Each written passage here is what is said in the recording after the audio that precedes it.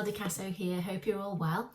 What I want to talk to you today about is something that I'm really passionate about, and it's about reading books and personal development or self-help or whatever you want to call it. So I don't just read a book when I read it, I actually study the book, and I just want to share with you what I use when I study the book. So all you need, I call it my personal development kit. You need the book itself, a journal that you're currently using to write all your thoughts down in, a highlighter pen, and whichever other pen that you like to use, a biro I've got here.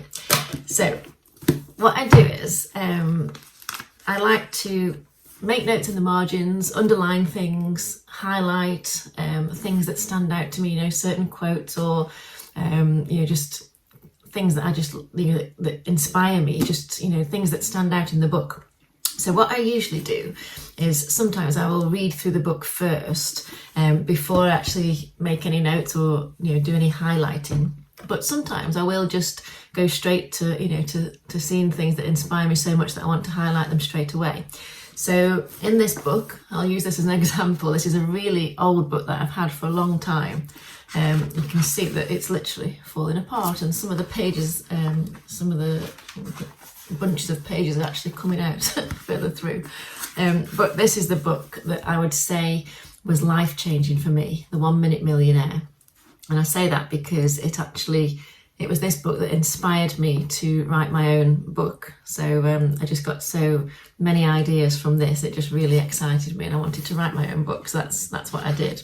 But I just want to show you some of the things in here that I've highlighted. So there's one here that is an affirmation that I use a lot, and it says, "I am rich, I am successful, I am standing under the spout where all good things pour out." So you can see there that I've highlighted it and just put some little stars each side of it because I love that quote so much. And then there's another one here that says, "Give yourself permission to dream a big dream." And I just loved that. It really stood out to me. So I highlighted that as well. And then I've also sort of underlined things. For example, this one, "Everything you see began as a thought in someone's mind."